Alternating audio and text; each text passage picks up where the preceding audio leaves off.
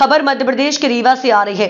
भ्रष्टाचार की जड़ें कितनी गहरी हो चुकी हैं, इसका एक चौंकाने वाला मामला रीवा जिले से सामने आया है। यहां एक रिटायर्ड फौजी ने सरकारी दफ्तरों के लचर कामकाज और भ्रष्ट तंत्र से परेशान होकर ऐसा कदम उठाया जिसने पूरे प्रशासन को झकझोर कर रख दिया। सोमवार की दोपहर रिटायर्ड फौजी एक बड़ी अटैची लेकर कलेक्ट्रेट पहुंचा।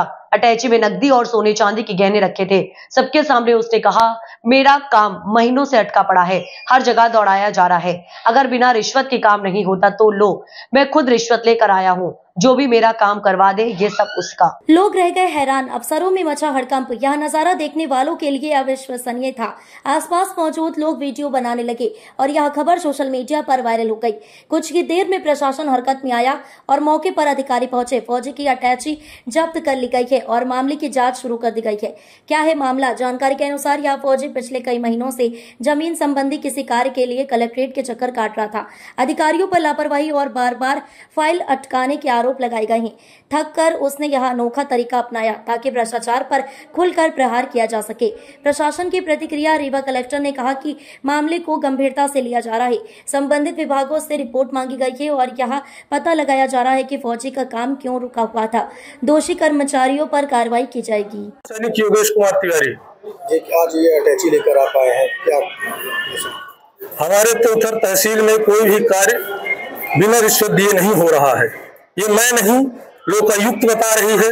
यहाँ तक कि अभी आपने देखा होगा जबलपुर हाई कोर्ट भी इस चीज को समझा है और हमारे तोथर तहसील के एसडीएम साहब संजय सेन साहब को भी इसके लिए मीडियम के द्वारा जो है सबको बताया गया है कि क्या हो रहा है।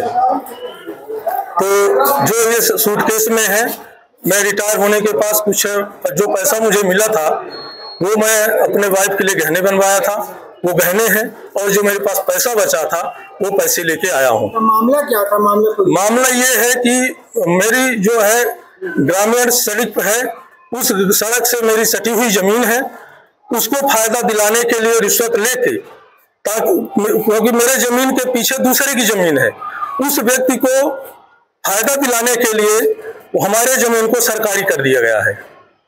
क्या चाहते, क्या मांग करते? मैं माननीय कलेक्टर साहब को पहले भी कई बार आवेदन दे चुका हूँ। फौज में रहते हुए अपने अधिकारियों के द्वारा भी वहां से भी लेटर दिवाया हूँ, सैनिक बोर्ड में भी जाकर लेटर दिवाया हूँ, और मैं यही निवेदन करने आया हूँ कि मुझे न्याय चाहिए। मैं ये नहीं बोल रहा हूँ कि मैं राजा हरिश्चंद्र का बेटा हूँ कि मैं राजा हरिश्चंद्र हूँ। मैं ये बोल रहा हूँ कि आप वहां चलिए, मेरे सामने नपवाइए और जो सही है उसको तुरंत कार्रवाई कीजिए। क्योंकि मैं 20 साल से कम से कम 20 साल से पहले मेरे को 5-6 साल वहां जोतने बोतने नहीं दिया जा रहा था। इसके बाद मैं 3 भाई हूँ, तीनों भाई फौज में हूँ। तो अब पिताजी बुजुर्ग हैं, उनको जोतने बोने नहीं दिया जा रहा था। इसके बाद मैं वहां निर्माण करने का प्रयास किया और निर्माण करने नहीं दिया जा रहा था। फिर निर्माण किया तो वहां रहने नहीं दिया जा रहा है। अब निर्माण कर लिया तो उसको रिश्वत दे के और उसको जो है सरकारी घोषित करा दिया गया है। मैं लेके आया हूँ क्योंकि बिना रिश्वत के यहाँ कोई काम नहीं हो रहा है। इसलिए मेरे पेंशन से जो बचत है, मेरे वाइफ का गहना और मेरे कुछ पैसे हैं, मैं उसको देना चाहता हूं कि आप चलिए और मेरा ये काम करवाइए। नाम बता दीजिए। मेरा नाम भूतपूर्व सैनिक योगेश कुमार तिवारी।